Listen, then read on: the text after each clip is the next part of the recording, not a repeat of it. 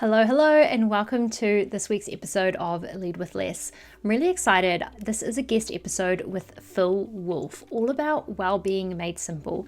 And this is a great topic to be talking about at this time of year, but also for leaders to be thinking about all of the time around how they can make well-being really simple and a priority for their people, because we know that the more that we prioritize well-being, the more productive, successful, and effective we are as leaders, but also our people are. Phil is a workplace well-being specialist, and he does two things. He upskills workforces to give them the resources to be healthy and well under any circumstances. And he works with organizations to optimize the circumstances to make it easier for their workforces to be healthy and well.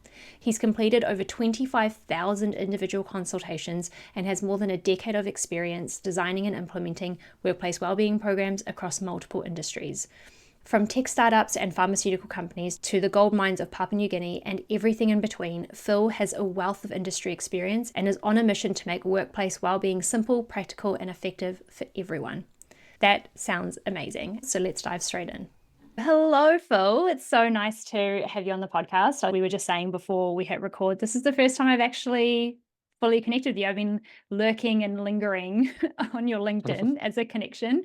And yeah, really wanted you on Lead with Less. I mean, I talk all about leading with less, and I think well-being is one of those topics. How do we lead with less overwhelm, stress, all of the stuff that's plaguing humanity right now? And definitely one of the things that really intrigued me about you was everything about making well-being simple, making well-being practical, and doing that in a way that anyone can really apply it. So I'm really looking forward to chatting about that today.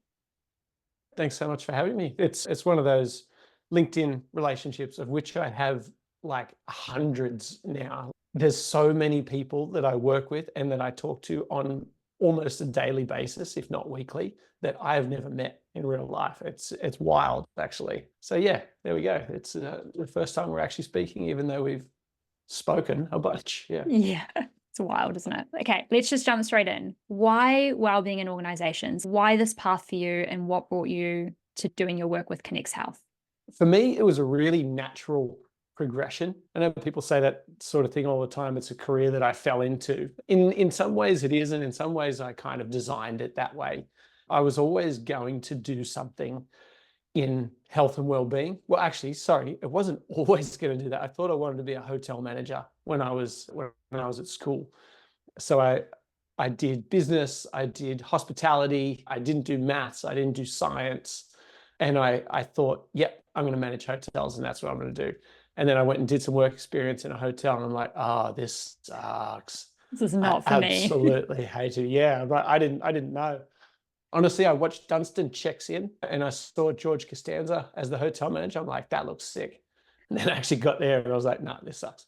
So then I went to what I had to think about what I was actually really passionate about.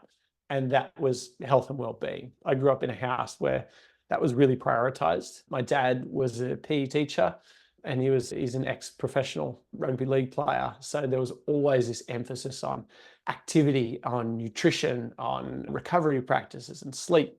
So I learnt a lot through him and through my mum and through playing sport at relatively decent levels when I was younger. So it was always this intense interest that I had in it. Like if there was something on an infomercial where it's a stepper that you can do at home, I had to have it. I suppose I grew out of that and got a little bit more practical about it, but I've always loved it. So I went and I did physiology at university and came out into clinical practice like most physiologists do, but I didn't love it. Like there were aspects of it that I really enjoyed, but people would come to you when they're injured or when they've got diabetes or heart conditions or whatever the case may be. That gets a little bit demoralizing after a time because it's these years and decades of these simple but cumulative poor choices that have led people to where they are now. And you're getting them through a Medicare health plan, which is 5 sessions, and you're trying to turn around 30 years of poor choices. It's kind of like bashing your head up against a wall at times. And sometimes you make breakthroughs and it's absolutely wonderful, but sometimes you just can't, as much as you want to and as much as you try. So I was exploring a few different options of what I actually wanted to do, because I wanted to stay in health and well-being because it's awesome. It's fascinating, but I didn't know exactly how. And I started doing some work for different organizations, and I discovered workplace well-being. And at the time it was labeled corporate health. This is going back about 15 years. It was, yeah, corporate health, and it was health checks and injury management systems and things like that. I saw the potential of it, and I saw that I could have this captive audience where I can access people at all different stages of life. So yes, you get your sick ones, your injured ones, all of that, but you get people just before that as well, and the people 5 years before them, and the people who are just starting to sort of age and decline because their health behaviors, they're starting to catch up with them, or people who are at the start of their health journey and really want to optimize and be the best they can. So it was absolutely fascinating, because now I get to access all of these people having these vastly different experiences, instead of someone just coming to me and saying, I've got diabetes, the doctor said to come to you, what are you going to tell me to do? So it just opened up this whole other world. And I started working with a boutique company all over Australia. Started in the underground coal mines of North Queensland, which was a very interesting place to work. That's typically not a population that has historically given a lot of attention to their health, shall we say, and didn't have a great capacity to learn more about it when I first got there. So that was kind of being thrown in the deep end, but it was fascinating and still so much fun learning how to make people who don't care about their health care about their health. I learned more in that year than I did in all the years of university and clinical practice. And I worked with that company for 6 years all over Australia, and the gold mines of Papua New Guinea, and sort of everything in between. And then I wanted to strike out on my own, because I thought I had this really not clear, but I had this interesting vision in my head of what I wanted to do with workplace health and well-being. And I thought I could do this for myself. And having done my MBA, I thought, yeah, business is going to be easy. I've learned all the theory. It's cool. I'll just go out and do it for myself, and I'll make all this money. And my goodness, wasn't that, yeah, a bit of a slap in the face, a huge slap in the face, actually. Entrepreneurship, a whole different kettle of fish. Oh my goodness, yeah, that was an experience. And I actually think doing my MBA before I went out into entrepreneurship, with some of the theory, it helped, but it was actually a huge hindrance, because it put me right at the top of the Dunning-Kruger curve, where I just thought I knew everything, and I didn't know shit. So it actually stopped me from reaching out to people for help. Maybe it was that, or maybe it was my pride and ridiculous stubbornness. They potentially contributed as well, but yeah, I think I should have asked for a lot more help than I did, particularly early on. I ask for more help now than I did when I first started out, which is just wild to me. Sometimes that's just a bit of ignorance, right? I can do it. Yeah, I had plenty of that. No one else knows how to run my own business. I know the feels. The reality is, a lot of people knew how to run my business better than I did, but I didn't want to listen to that, because I knew it all. But yeah, what a silly duffer. I really love that it would, like, this has been such a big part of your whole life, that it's been something that, yeah, has formed a part of who you are, even though you didn't realize, like, oh, I'm actually going to make a living out of this one day.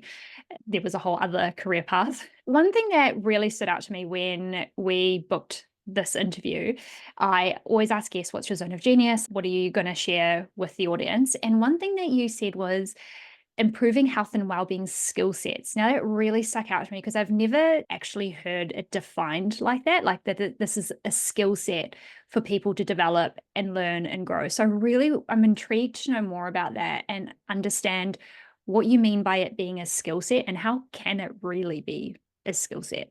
I'm really intrigued.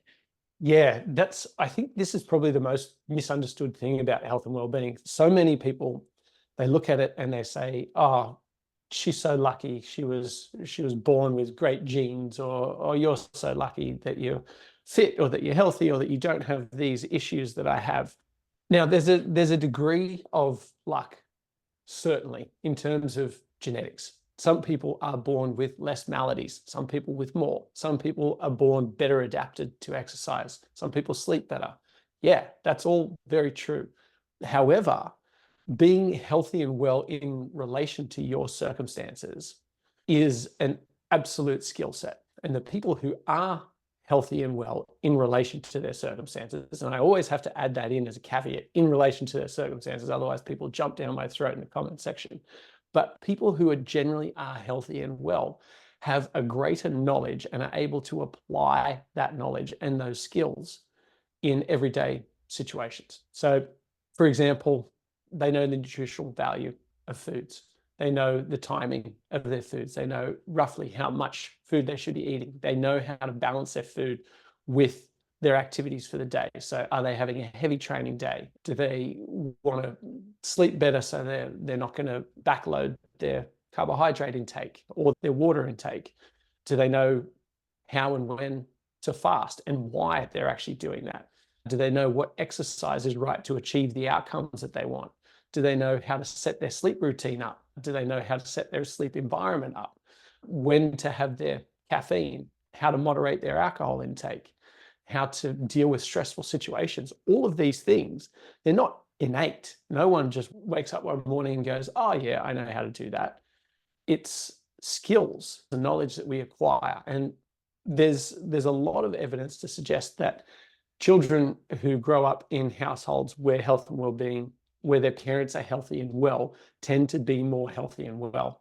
Now, yes, there is an element of genetics in that, but I would argue that the greater factor there is the skills that they're learning. So to have parents who are healthy and well, they have those skills. They have the skills of nutrition, of exercise, of sleep, of recovery practices, potentially mindfulness, whatever the case may be. And they pass those on either either explicitly or through nuance, through just context, through their daily activities. And kids pick those things up. And we know that children who are born into households where the parents are obese or have multiple maladies, they tend to be less healthy and well. So when we look at health as this conceptual sort of idea that we're either born with or we're not born with, and you're either lucky or you're unlucky, it's so incredibly disempowering. It's as disempowering as it is inaccurate. When we look at health and well-being as a skill set, any skill can be learned and mastered. So when we look at it in that frame, it turns from this lottery into something that we can actually affect. And we can affect it every day. And sure, it is going to be easier for some people. Cool story. You're going to be able to affect it in some fashion. You're going to be able to improve your health and well-being through your direct actions, no matter what your circumstances. And people don't like hearing that because that's hard. Or it seems hard. It seems, well, it's work. It's not hard, but it's work. And it's work that you have to do literally every single day. I think that's another misunderstood part, that you don't really achieve health. Health is something that you work at every day. It's a continuum. And how close you are to the good side of the continuum depends on how consistent you are with your actions. And you don't have to be perfect all the time. You shouldn't be perfect all the time. That's boring. But It's also not possible. Have to work at it. No, it's not possible. And it sucks. Like, why would you want to do that? And also health is different to well-being. The two are obviously very closely interrelated, but they're not the same thing. And what's best for your health is not necessarily what's best for your well-being, and vice versa.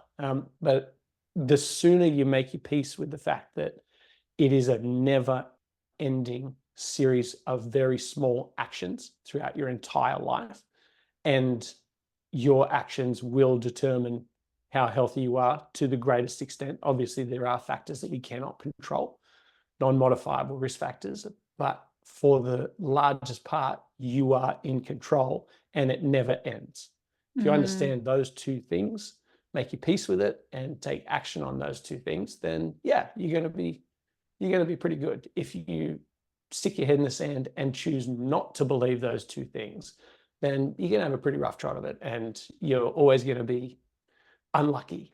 Mm. Yeah, I really love all of that. I mean, I particularly love that you do put that caveat there within the realm of your circumstances, because I think Of that course, yeah. also makes it more empowering, because it has people accept, okay, well, this is my circumstance. These are my cards right now, right? These are the cards that I'm dealt right now. So how do I play those? And this also comes into ableism, privilege, that all of those things come into that piece of not everyone is all playing on the same leveling field if we're talking about Exactly. diversity, equality, inclusion, all of those things. So I also want to caveat that we're not saying, everyone has the same access, but everyone has the same ability to go, okay, what is accessible? What is available? And how do I navigate that and make the choices that I can within that? And I think that's also such an empowering place and conversation to have, because we absolutely want equality, right? Like, we want everyone to have the same access, but that's a system fight, right? Like, that's something so much bigger. But we can create that enablement of the self to go, okay, what can I do moment to moment within the availability of what I have today to then make that next choice? And I really love that you do define it as that skill set, because when you were talking about it, I was like, well, of course, right? Because it is something that we need to learn to make work for us, because I'm a mum to a young toddler and I'm watching it happen, right? Like, he has his own, I would actually like argue and say children have the innate ability to know what it is they need and don't need. It's parents often trying to force, like, you need to have this. And they're like, I don't want to eat a freaking banana. Like, stop. Maybe they just don't need that potassium that day. That's what we're kind of really learning with Jake. But as they get older, and they start hearing all of the things, they start watching people, they start being told this and then that. And then also we're dealing with a whole other media situation that we didn't have when we were younger.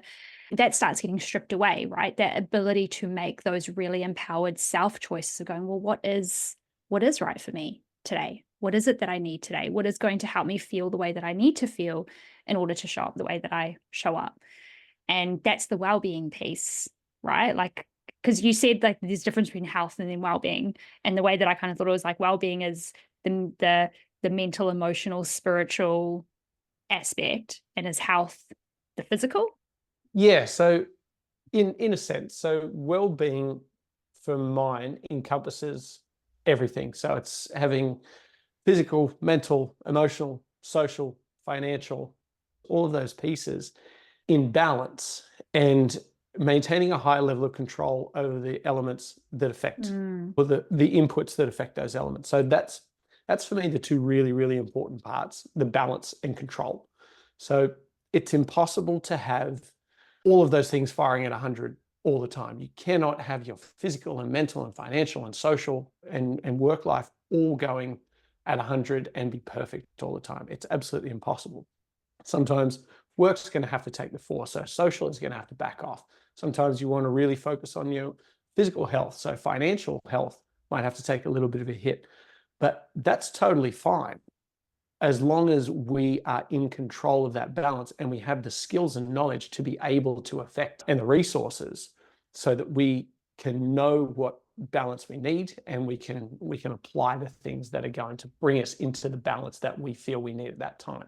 And when we say health, yeah, it's more related to, I guess, the physical and mental specifically.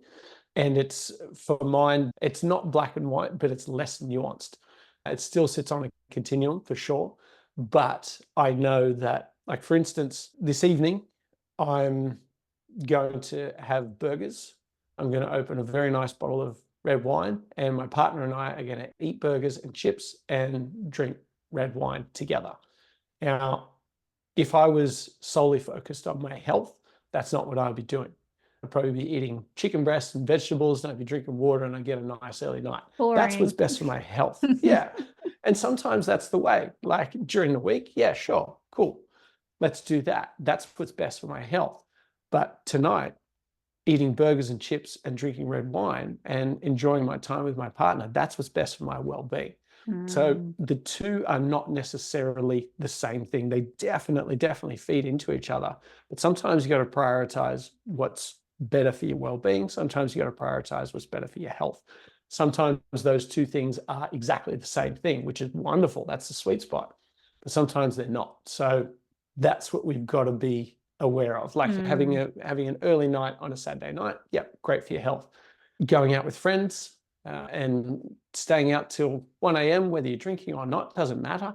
That's great for your well-being. That's that social aspect dialing up, and your physical aspect is dialing down because you're obviously lacking your sleep, and the mental aspect dials down as well because we're missing that sleep. So being aware of what balance you need and being able to control it and having the agency and the skills to do that, that's incredibly important. And yeah, understanding that they are different things, I think that's important.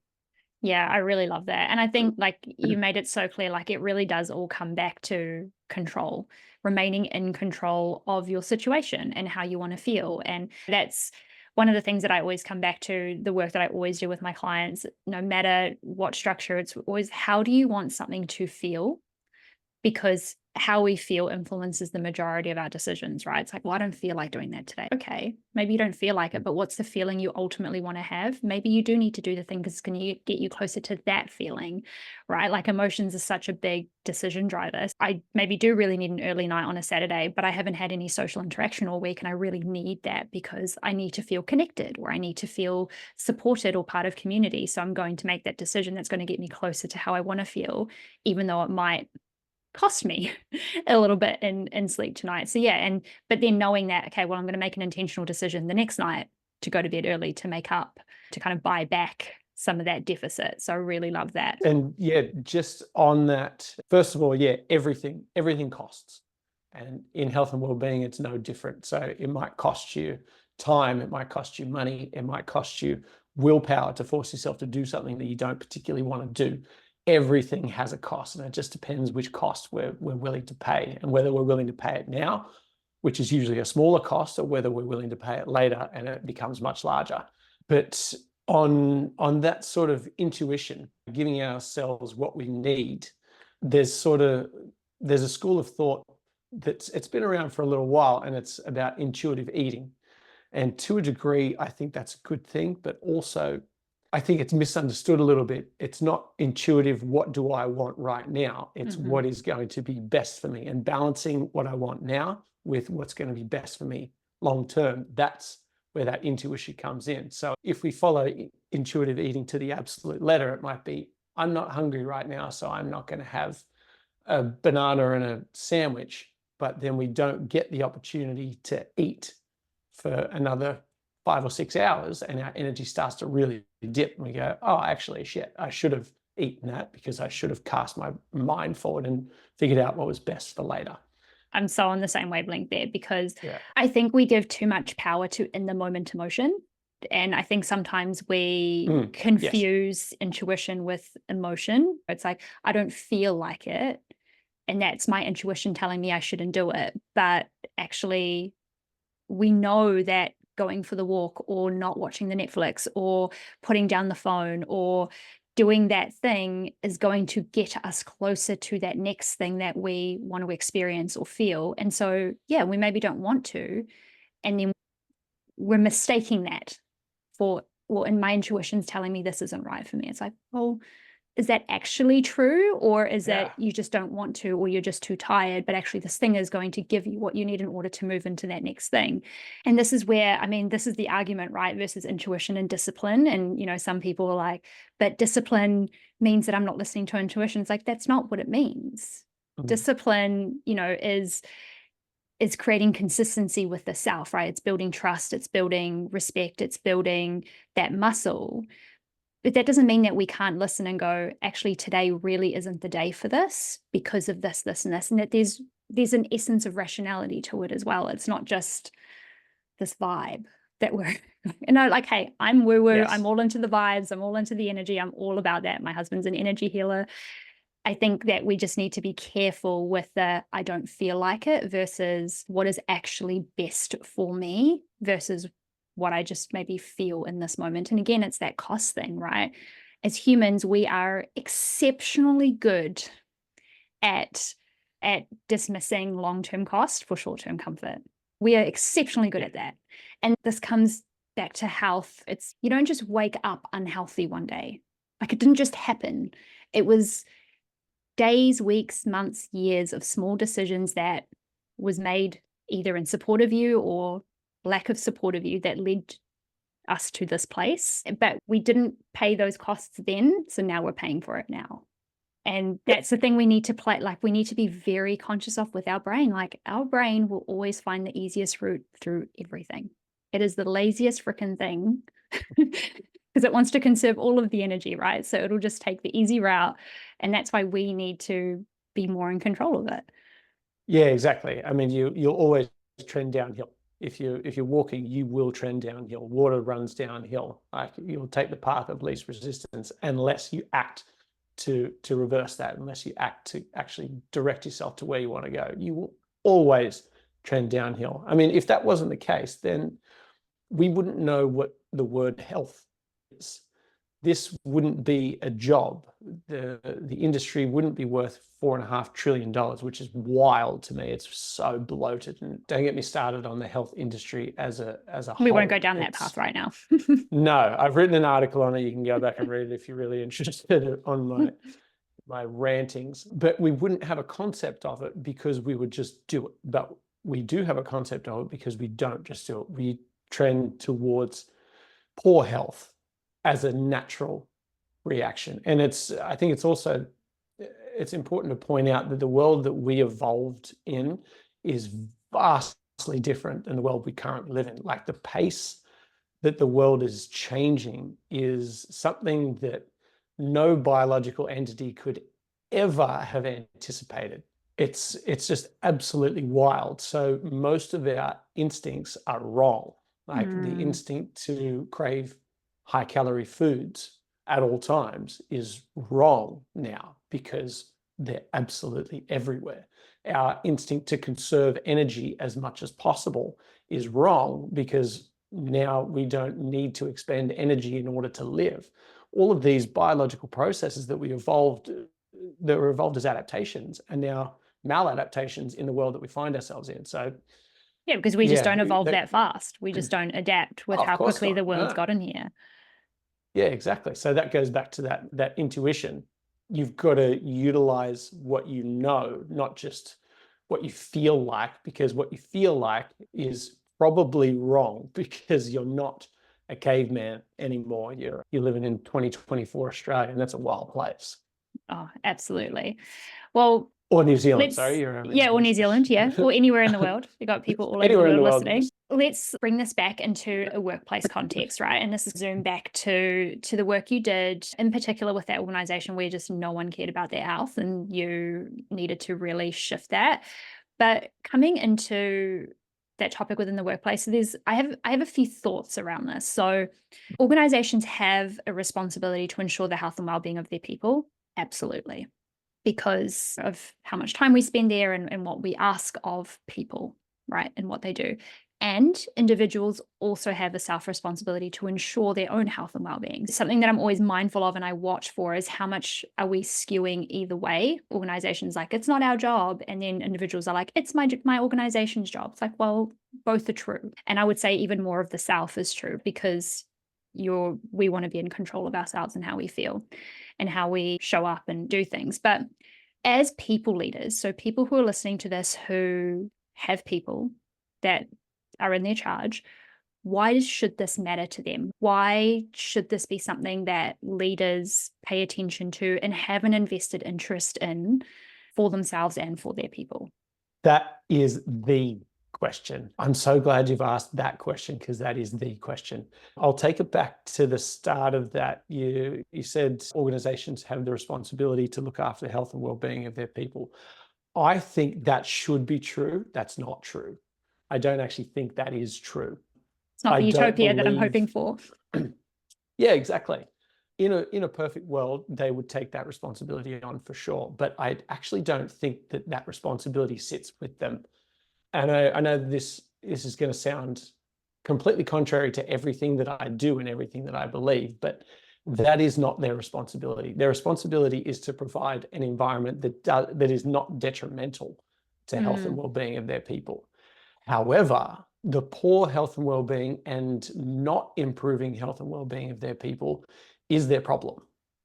So whether they're responsible or not, they're the They're beneficiary. impacting it. Yeah.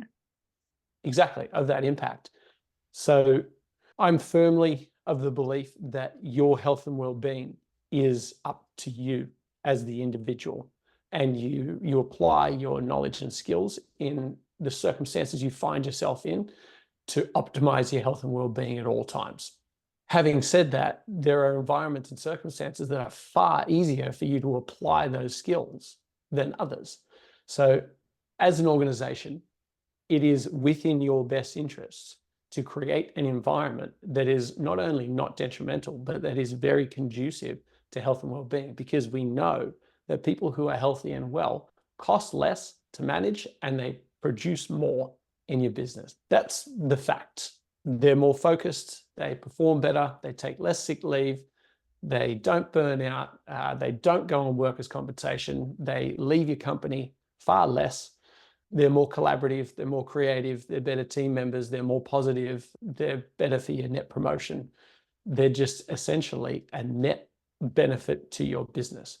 So why would we not want to create the conditions to bring more of those people into our business? And I'm not talking about bringing them in from outside.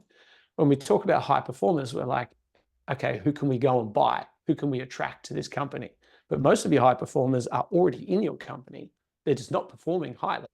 And by impacting I love health and that. well-being, That's like a statement on its own there. Oh, yeah, there you go. There's your tagline. So it's relatively simple to impact health and well-being and to create those conditions and those circumstances. And to be honest, it is miles and miles cheaper and easier than trying to do it with money. If you're paying people to perform more highly, it's going to work for a little while, maybe, or it's going to work with some people. But soon enough, that increase in pay becomes the new foundation. And now people want more because that's the condition you've created. You've created a condition where I'm going to give you an extra 30 grand in your pay packet if you do more work. And then you keep increasing that. So they keep trying harder and harder and harder with that money as a trade-off. But their performance actually isn't increasing because their capacity to perform isn't increasing. So I suppose a roundabout way of saying it's not the organization's responsibility to improve your health and well-being, but is well within their best interest. So if you're a people leader and you say, it's not my problem, I shouldn't have to do this. Well, potentially you shouldn't have to do this, but if you do, you're going to win. Your team is going to win, you're going to win, the organization is going to win, everybody is going to win. So if we have the ability to do that, we have the knowledge to do that, we have the skills to do that, we have the resources to do that, which are relatively small, why wouldn't we do that? That's the lens that I come at it from, which not everybody agrees with, and that's totally fine. But yeah, at the end of the day, the responsibility for health and well-being is yours and yours alone. But people can either make it easy for you to do that, or they can make it really hard. And if we can make it easy, let's make it easy. I love that your distinction of that, right? It's in their best interest to prioritize it, to make it easy for well-being. And I think this is also when we say responsibility, it's the organization's responsibility. I think just even listening to you, I was like, oh, there's actually a different way I could articulate this or talk about this, where it's not the organizations or the leaders to fix it. And I think that's the default we go to, right? It's like, well, how can I fix well-being for my people? How can I solve this problem that we're finding ourselves in? It's like, well, it's not actually about how can you fix it. It's what you said around that environment. Are you making it easy for people to leave on time? Are you making it easy for people to actually have a life outside of work? Are you making it possible for people to not check their emails at 8 p.m. at night? All of those like little culture things, that's the enablement. It's health and well-being is easy to do, like you said, when the environment makes it easy to do it. And the brain inherently wants things to be easy. As soon as something becomes an obstacle, the brain's like, no. Netflix is easier, or this other thing is easier. We'll just take the easy option. But yeah, I really love how you said that. And I think it's less about trying to solve the problem and more about creating the environment where the problems don't even become problems. I really love the way that you articulated that. And it's just given me a really good food for thought about how to articulate it. Yeah, as a bit of a cheat sheet for how to actually do this, the overview of it is connect people to a shared purpose. So in this team, and I hesitate to say in this organization, well, sorry, connecting people to an overall purpose in your organization is absolutely critical. Have your people pointed towards the same thing. So I always think having well-being, like we are healthy and well, and that is one of our core values and principles. I think that should sit in every organization and actually live out those values. So have everyone pointed towards the same thing. Then teach them the skills that they need to be able to get there, and then create the environment where it's easy for them to apply those skills. Like that's workplace well-being in a nutshell. Connect them to purpose, teach them the skills, create the environment where it's easy to apply those skills. That's done in a million different ways, but those are the things that we basically need to do. And we focus on not organizational culture, because I don't even really know what the hell that is. And if I do know what it is, I don't know how to impact it for 500 people. I've got no idea. By the time this podcast airs, there will have been a podcast about that. So excellent. Keep an eye out. Excellent. I've done a lot of research on it, and I work in this space quite a lot, but I, as a person, can't go in and affect 500 people. I don't know how to do that. What I do know how to do is go in to a team of 10 to 15 people and create a microculture, not a macro organizational culture, because there's too many moving parts. But we can create a microculture within a team and affect their team well-being dynamics. We can teach them what it takes for them to be well, what it takes for their colleagues to be well, and what it takes for their team to be well, and how they integrate well-being into work in a practical way. And then you've got team A over here that are doing that within themselves, or they're pointed towards your organizational purpose. Team B is doing it in their way, but they're still pointed at your organizational purpose. So is team C and D and E.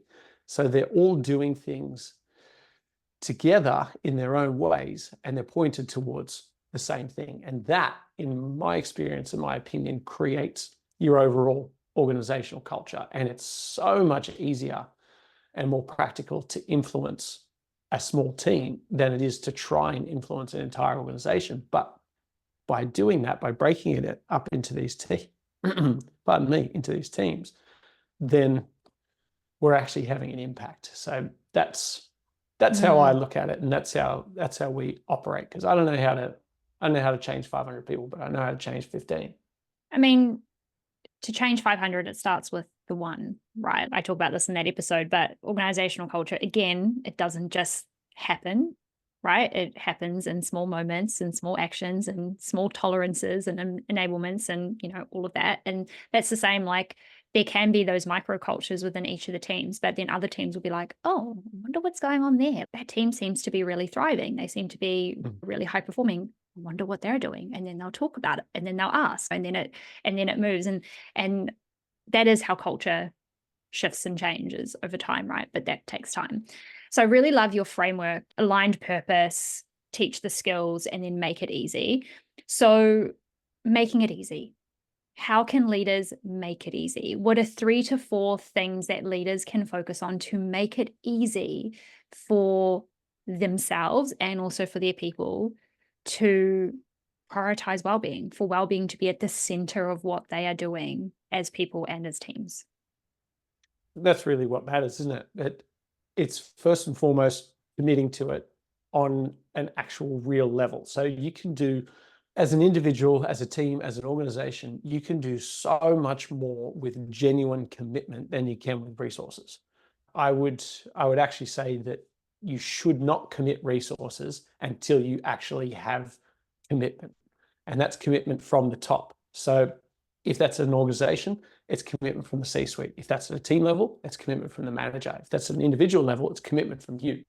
So the top has to actually be invested in this and really give a shit.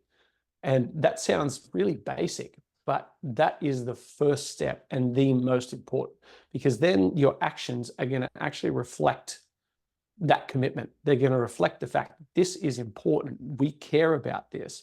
And when a decision comes up where it's a choice between well-being or something else that's going to, Let's be honest, it is always more money. work or more money or whatever, well-being more often than not is going to win. And when that happens, the others generally get better as well, because we're performing at a higher level over a longer period of time. So that first and foremost, that commitment is by far the most important piece.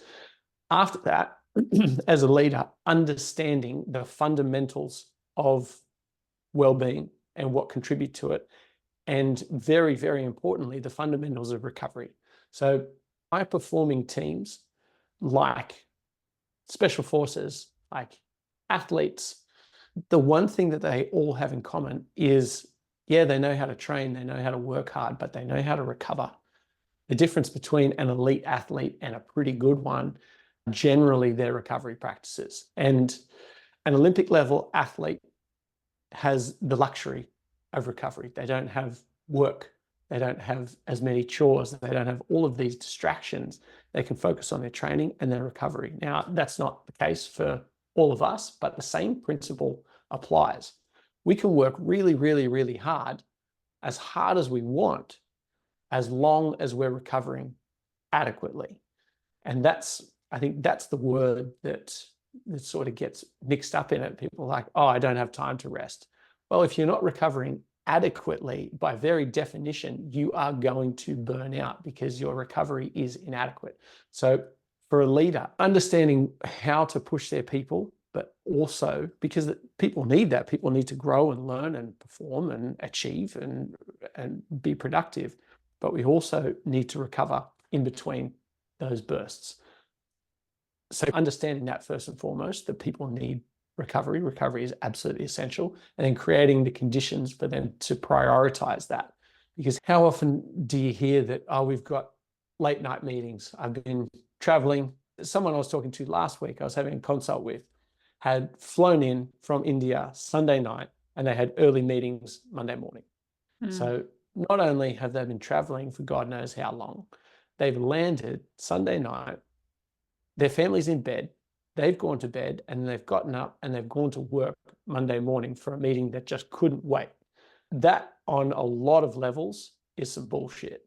Not only the physical and mental aspect of not recovering, but not being able to see your family, not having a separation between this work and that work. You've just worked over your whole weekend, you've traveled for half of it, and now you're straight back into it. So as a leader, having a fundamental understanding of performance and recovery, and the fact that people need to recover if you want them to perform at a high level, and creating that shared understanding and allowing your people, and even sometimes forcing your people to enact that. Because some people, they're like sled dogs. They will run until they die. They will run as fast as you let them run, because they don't have their own understanding of their own limitations. So understanding that together and creating the conditions to allow for that, incredibly, incredibly important. And I would say, as part of that, separate but as part of it, is balancing your resources and requirements. So resources is everything that you have to deal with something. It's your time, your energy, your focus, your skills, your knowledge, your colleagues, your hardware, your software, your footwear, whatever. That's everything that you have to bring to bear. And the requirements are everything that you're required to do across a day, a week, a lifetime. It's your projects, it's your meetings, it's your emails, it's your chores, it's picking the kids up, it's conversations, it's one-on-one meetings, it's all of that.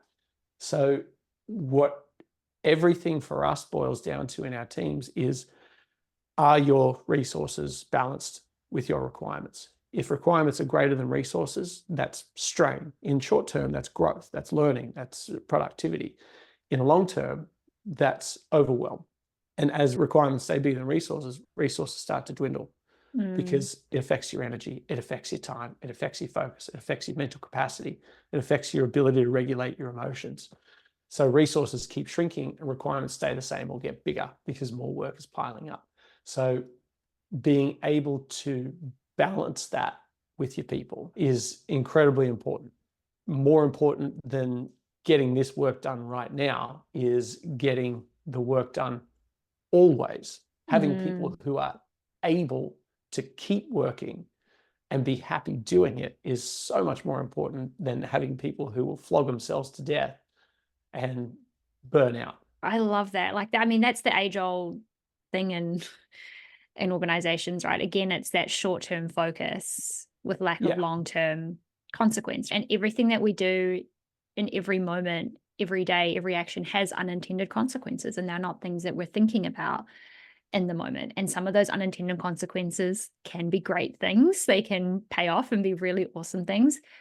But often the unintended consequences are unhelpful, negative, unsupportive things that we don't face off with until, we're getting down there. And I really love how you defined the requirements versus resources. I really liked that. And I think as leaders, again, like organizations, me coming from corporate, you're conditioned to think of resources as in organizational resources, right? Like time, budget, hours, blah, blah, blah. But I really love how it's like resources as a whole. Like, what are all of the resources that we are playing with in terms of people's energy and in terms of people's lives? And I think this is where it really does blur. And I know that this is where leaders can sometimes feel uncomfortable because it's like, yeah, but this is work and that's life. And it's like, yes, but that person is part of their life. They don't just shut off that part of themselves when they come in here. So are you having those conversations of having an understanding of what is going on with the rest of their resources? How are the rest of their resources being used and being replenished and being taken care of, so that you can then also create an environment at work which nurtures those resources as well and uses them in a way that expands them, grows them, challenges them without them burning out. Again, this is the whole stress conversation, right? Stress is inherently a very good thing. Otherwise, we wouldn't have it, right? Like, otherwise, our bodies wouldn't be able to have stress responses. It is a very good thing. It helps us to rise up to challenges, to be able to do things that we didn't think we could do. But what's happening is that we're not coming out of that state of stress, right? We're not having that recovery like you talked about to be able to come out of that state. And then we get into states of chronic stress, which is then when we have those really impactful health challenges. I think inherently that's always the missing part when I talk to leaders. We're too scared to talk about the whole person, but that's the conversation we need to actually be having. We need to create spaces where people can talk about their whole self so that we can support the whole self, because it's the whole self that's trying to do their great work for you. I completely agree. And I think a lot of people shy away from that because they're like, oh, I'm not a psychologist, I'm not a health professional. Well, you don't need to be. You just need a very basic understanding of the inputs that impact performance. And really the three, time, energy, and focus, and bringing those three together at the same time is what essentially productivity is. So what creates those three? How do we bring them together at the same time? And what do my team need individually to do that, individually and collectively? It becomes very, very simple when we think of it in those terms. You do not have to be a psychologist or a health professional. That's not your role. Your role is bringing together time, energy, and focus as often as possible in order to achieve things. That's performance, that's productivity, that's flow state, whatever you want to call it. But bringing those three things together as much as possible, that's the role of a team leader, in my opinion. Yeah, and the role of a leader is just being a human being. You can't function forever at the same level. So it's being able to bring that into those conversations with your people. So I really love that. I really love those strategies, commitment, focus. What are the actions that we're actually committing to? And when we're having those choices where it's this or well-being, making sure that well-being is the most considered, if not always the choice, because it is going to elevate everything else. And then creating that environment where well-being is easy to follow through with. I think that's the biggest takeaway I'm taking away from this conversation is, are we creating an environment where it's easy for people to be well, where it's easy for people to create careers, work, lives that are enjoyable, and sustainable? Like, I think that's really what I've taken away. Really love this conversation. Is there anything that you feel we didn't cover off that you think would be useful for listeners to know? Oh, there's probably 7.5 million things that would be useful. Nothing that comes to mind at the moment. Yeah, if I've really enjoyed this, and if you want to talk about other things in terms of health and well-being, just mention one thing and just watch me go on a rant for 20 minutes. We can just have more But no, episodes. no, this has been really good. Yeah, I've got to say, some of the questions that you asked, I don't get asked all that often, but they are the questions. So it was really, really good to be able to talk about that. Thank you. Always love a good feedback moment. So the questions that I really love to ask my guests, and I'm going to collate all of these, I think, at some point, but what is the best advice you ever received that's helped you to be a great leader? I think it's many hands make light work. And I suppose I didn't really understand that. Like, I heard it in Con Air when I was younger. I got it, but I didn't truly understand that, yeah, a team can do so much more than I can. So if I can bring them up to a higher level, like every 1 point that I bring 10 people up to is worth 10 points of me doing it. And then I don't have to do it. So understanding that my job is to bring the team up as high as I possibly can, to empower them and to make them better, because everything becomes easier after that. That's what I didn't understand when I first became a leader. I was a terrible leader when I first got the chance, because I was very, I'll just do it. I didn't get to choose my team, and to begin with, I wasn't overly happy with the choices. So I sort of fell into that, I'll just do it because you don't know how to do it, and it's better if I do it. Yeah, but it was so short-sighted and so ridiculous. And I look back at that person and I go, mate, you were very silly. But once I understood that it's not about me, it's about the team, it's about bringing them up, everything got so much better. So yeah, that advice and that understanding, yeah, very, very important. I mean, that's every parent can feel that quote in their bones, and that's why they say it takes a village, right? What is one thing that helps you feel courageous to do scary things? Yeah, I love this question. I actually have a post-it note that's sitting right in front of me. It's on my screen, and it's the thought that everything you want is on the other side of the shit you're too scared to do. And that's what pushes me to do it. Scary things are not very often dangerous. The downsides of actually failing, or the worst case scenario happening, are usually not that bad. You're not going to die. You're not going to ruin everything. You're just scared of it because it's new or it's unknown. But everything that you want is through that door or over that ledge. So yeah, just do it. I feel that. And last one, what's one boundary that you uphold that supports you to be your best? I do not compromise on my physical activity ever. Monday to Friday, I exercise, and that is the first thing that goes in to my schedule. Like, it is literally scheduled in, and even if it moves, it never gets deleted, and it becomes really inconvenient at times. And every now and then the thought crosses my mind, oh, if I just don't go to the gym, or I don't go for a run, I don't have a surf, then I can get so much more work done. But I'm starting to think a lot more long term. And in terms of that, this is how I stay performing and healthy and well and sane as well. I'm like a border collie. You got to run me. So my exercise I never ever compromise on that. Weekends I chill out. I might go for a walk or do nothing, whatever I would like. But yeah, Monday to Friday, I do not compromise on physical activity. It keeps me balanced. Yeah, I love that. And I mean, this is something that I teach with my success planning method. It's you plan your values first. So it's like, if you value health, show me that it's in your calendar. And there's that quote, I can't remember his name, but Brittany Wild, one of my previous guests, she talked about high performance or how to be an elite person. And she said, don't show me your values, show me your calendar. And that's so true. Like, Mm. if you value family, if you value exercise, or if you value health, if you value spaciousness, like, show me that that actually is reflected in your calendar. Because if it's not, you're not following through, right? Values are a belief, but it's also an action, right? And this is where a lot of organizations also wobble a bit. But anyway, that's a whole other thing I'm not going to get into. All right. This was an amazing conversation, Phil. Thank you so much. For everyone who's tuned in, if you've got any questions for Phil, please feel free to reach out with him. Where are you most active? Where is it best for people to connect with you? It'll all be in the show notes as well.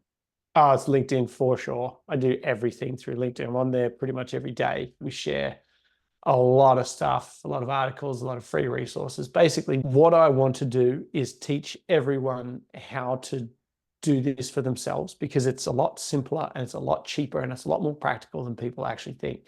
So on an individual level, on an organizational level, I want to teach people how to actually do this for themselves. And then they come to us for the stuff they can't do. So I love that. In that, I give away as much information as I possibly can, because I want you to do it. And I want you to make this possible for yourself. And then, yeah, for the stuff you can't do, come to me, sure. But do this for yourself. So yeah, that's my goal, to teach everyone how to actually do this for themselves.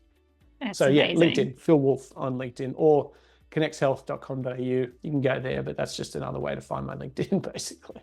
Amazing. And we'll pop that all in the show notes. And I really love that mission, self-sufficiency. I mean, it's the most empowering thing we can ever create for individuals. So I love that. Love that so much. Amazing, Phil. Really love this conversation. Please take your time to reach out to Phil and let him know what you thought about this conversation, and let us know if there's any questions or if you want him to come back on for another episode. All right. Thanks, Phil. Thanks, Sash.